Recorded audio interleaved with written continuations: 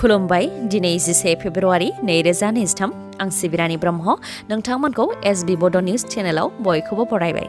नोंथाङा जुदि चेनेलाव गोदानबा सानफ्रामबो सानसेयारि खौरांखौ मोननो थाखाय एसबी बड' निउज चेनेलखौ साबस्क्राइब खालामनानै लानो हागोन। लोगोसे खौरांखौ मोजां मोनोबा लाइक कमेन्ट खालामनायजों लोगोसे शेयारबो खालामनानै होनो हागोन जाहाथे गुबुनफ्राबो बे खौरांखौ मोनहैनो हायो। आसा खालामो नोंथाङा खौरांखौ मोजां मोनगोन आरो खौरांखौ जोबजासे खोनासंलांगोन होननानैबो आसा खालामनाय थाबाय। दानिया नोंथाङा खौरांखौ खोनासंलांदो। चिराङाव पिस्तल दिन्थिनानै लुथिदों नोगोद 2 लाख रां। फालांगिरिनिफ्राय लुथिदों नोगोद 2 लाख रां। बे जाथाया चिरांनि खुंग्रिं आवजार बाजाराव जादों। जाथायनि सायाव फोरमायथिनाय बायदिब्ला साथामसो फालांगिरिया आवजार बाजाराव फालांगिनि थाखाय थांदोंमोन। बेयावनो बिथांमोनहा साहा गलानिफ्राय साहा लोंनानै ओंखारखांनायनि उनाव मटरसाइकेलजों फैनाय सानै हेलमेट गाननाय दुथांफोरा पिस्तल दिन्थिनानै रां दाबिदोंमोन आरो 2 लाख रांखौ लानानै थांदों।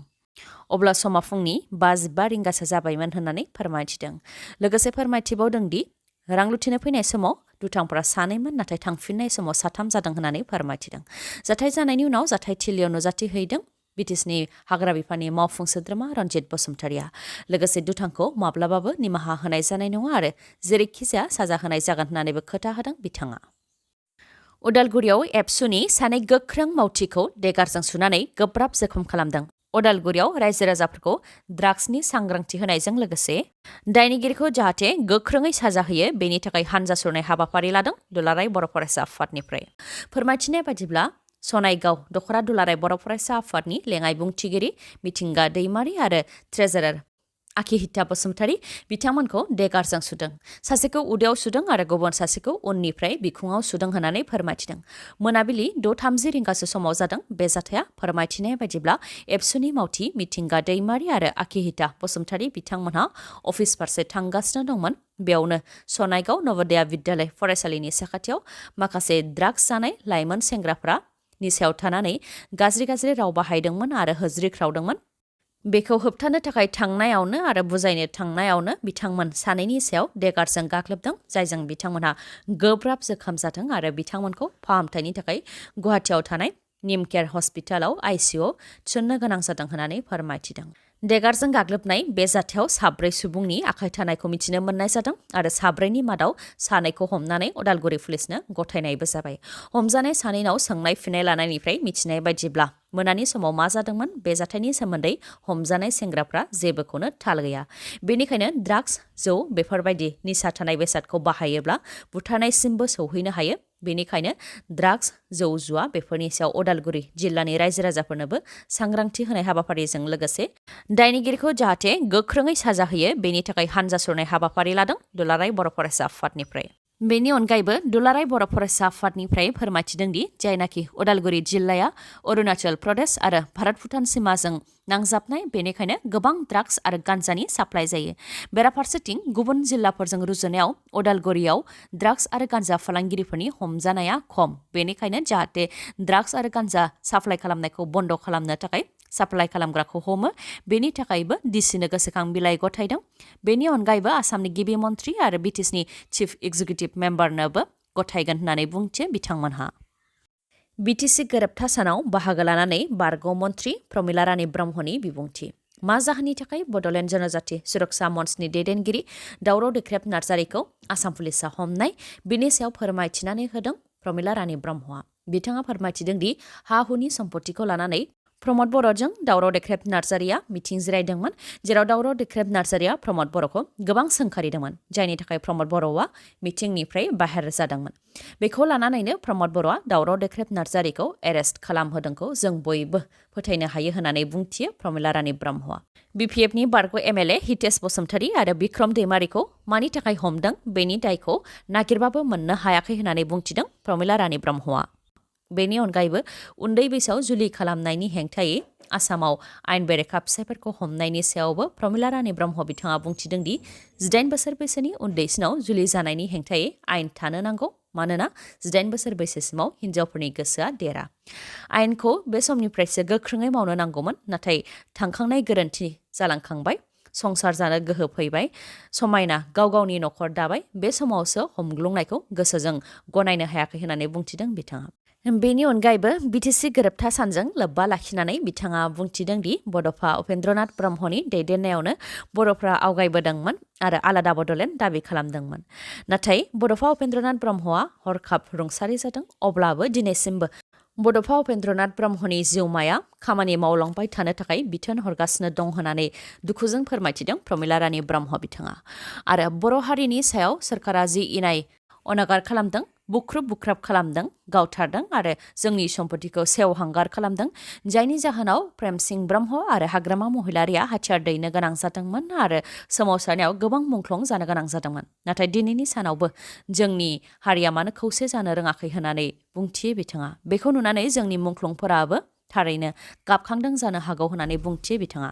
लोगोसे बुंथिबावदि जायफोरा बिटिसिनि थाखाय आरो बड'लेण्ड रायजोनि थांखियाव नाङाखै बिथांमोनहा बावसोमनायखौ मिथिनो रोङा आरो मुंख्लंफोरा जिउ बावसोमनायखौ मोनदांनो हाया होननानैबो बुंथिबावो प्रमिला रानी ब्रह्मआ। थांनाय 2022 मायथाइनि डिसेम्बर दानसिमनि गेजेराव 204 एनडिबिफोरनि केसआ बोखारजाबाय। बेनि मादाव क'क्राझाराव 94, चिराङाव 50, बाक्सायाव 36, उदालगुरियाव 24, गासै 204 केसआ बोखारजाबाय आरो 59 केसआ दासिमबो आद्रा दं होननानै फोरमायथिदों बिआर फेरेंगा बिथाङा। बेनि अनगायैबो आसामाव थानाय 2018 केसआ बोखारजागोन आरो अरुणाचल प्रदेशजों लोगोसे नागालेण्डआव थानाय केसआबो बोखारजागोन।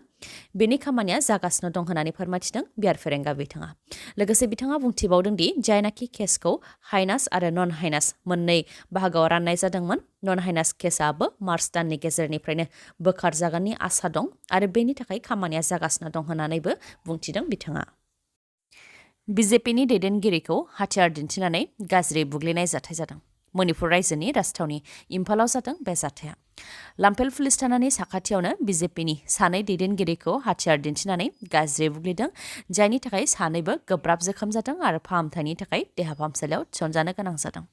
बुग्लिजानाय सानैनि मादाव सासेया बिजेपि युवा मर्चानि बुंथिगिरि सुरेश कुमार आरो गुबुन सासेया जेनेरेल सेक्रेटारि एलेक्स निंगम्बा।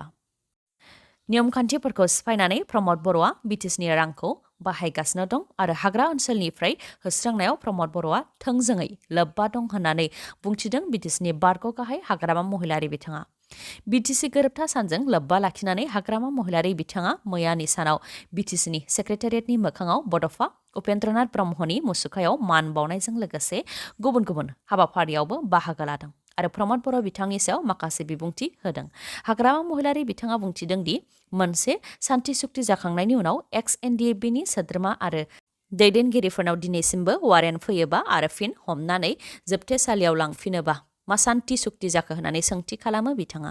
लोगोसे बिथाङा बुंथिबावोदि प्रमद बर'आ बिबान लानानै खामानिखौ मावनायमोनब्ला एक्स एनडिबिनि केसफोरा माब्लाबानो जोबसिगौमोन आरो जोबथेसालिनिफ्रायबो उदां जानो हासिगौमोन होननानै बुंथियो। नाथाय दिसफोरखौल' दाय होनानै लाब गैया होननानैबो बुंथियो बिथाङा।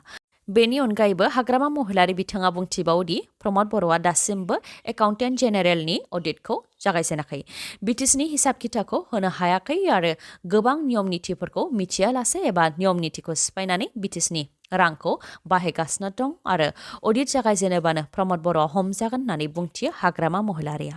बेनि अनगायैबो हाग्रा ओनसोलनिफ्राय होस्रांनायनि सायावबो हाग्रामा महिलारि बिथाङा बुंथिबावोदि हाग्रा ओनसोलनिफ्राय जि होस्रांनाय हाबाफारि जादों बेयाव प्रमद बर'आ थोंजोङै लोब्बा दङ। प्रमद बर'आ अजद होनायनि थाखायनो बे हाग्रा ओनसोलनिफ्राय होस्रांनाय हाबाया जादों। नाथाय दा दिसपुर आरो हाइकर्टनि बिथोन बायदियैसो होस्रांनाया जादों होननानै खाथायनो नाजादों होननानैबो फोरमायथियो हाग्रामा महिलारिया। बेनि अनगायैबो बिपिएफनि बारग' एमएलए हितेश बसुमतारीखौ पुलिस लागायनानै आरो सोलो खालामनानै प्रमद बर'आनो हमहोदों आरो असिया प्रमद बर'निनो मानसि होननानै बुंथियो बिथाङा। बेनि अनगायैबो हाग्रामा महिलारि बिथाङा बुंथिबावोदि बिथाङा गोबां खस्थ'आव दंमोन, दासो फ्रि जादों। बेनिखायनो बिटिसि गोरोबथा सानाव CWC मिटिं खुंनाय जादों। फैगौ 2024 मायथाइयाव जानो गोनां लकसभा बिसायख'थियाव क'क्राझार आरो मंगलदैयाव बिपिएफ दोलोआ गेलेगोन आरो बिनि थाखाय माखासे थांखि लानाय जादों होननानैबो फोरमायथियो। लोगोसे हारसिंबाबो बिपिएफ दोलोआ गेलेगोन होननानै बुंथियो बिथाङा। मानसि गोमानायनि खौरां। गुबुन रायजोआव खामानि मावनो थांनानै गोमानानै दङ हाइलां बर' अदेबानि हलंआ। अन्ध्र प्रदेशआव खामानि मावनो होनानै लोगोफोरजों थांफादोंमोन हाइलां बर'आ।